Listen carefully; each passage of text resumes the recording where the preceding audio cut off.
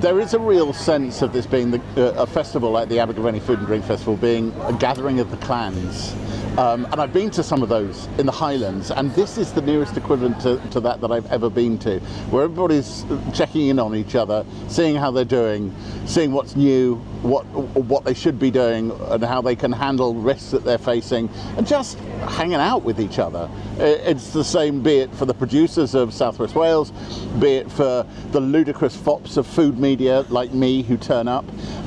This is the one event in the calendar where we really do all gather in the same place. I love coming to Abergavenny. It's always an absolute blast.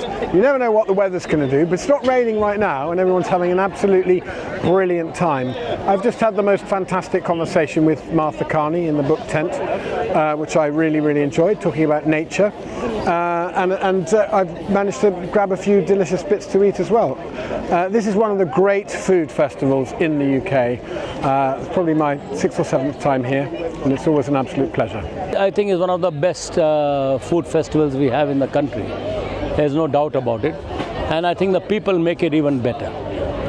That's the whole fun of it. The families are out here having a great time. The children are playing. I think that's what brings it all together.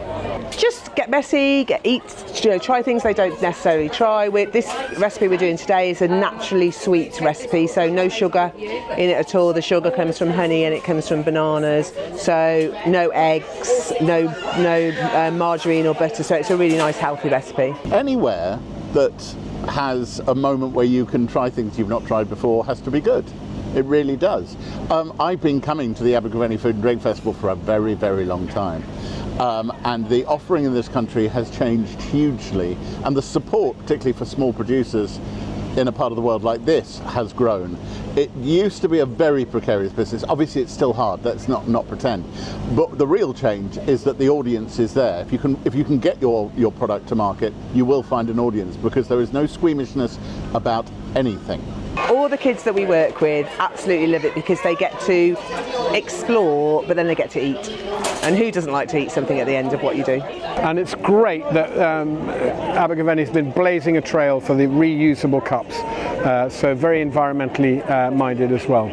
It's always good to interact with your customers. I mean, they are the be-all and the end-all of your existence. And if you don't treat them well, then we are not supposed to be here.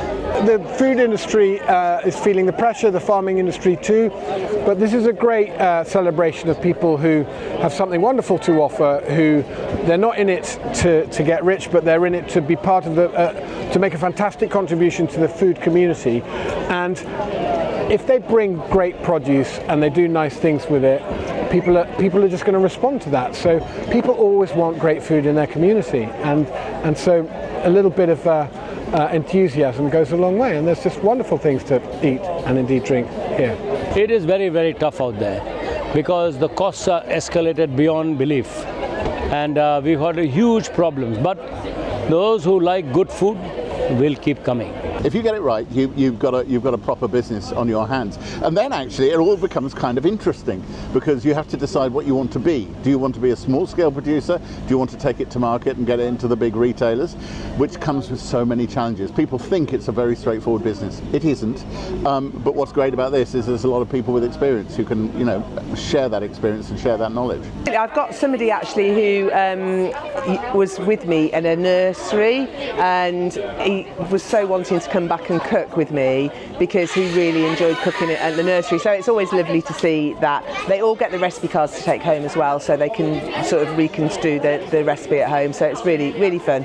Oh, I always hate talking about trends, because there is so much going on that it's almost impossible. The thing is, you always feel like you're slow and not catching up. So if I say lacto fermentation, everybody's making sauerkraut, they'll go, darling, that was so 2018. You go, all right, fair enough.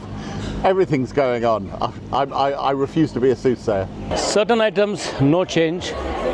Certain items change. And we have to, our customer base has changed slightly.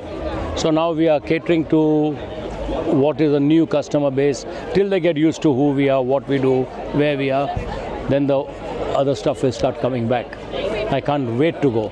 Some parents like wearing the chef hats as well. which is always fun. The whole point, it's a festival, let's have some fun, let's not be too serious, and of course we're undercover, so when it rains it doesn't matter, we can still have the same fun. Well, I'm being interviewed because I've got my first cookbook out. It's called Nights Out at Home, Recipes and Stories from 25 years as a restaurant critic. I've done this job for 25 years and I've come up with a book which is full of recipes inspired by my favourite dishes. So my fellow restaurant critic Tim Haywood will be interviewing me up on the stage at the Borough Theatre, and it should be a lot of fun.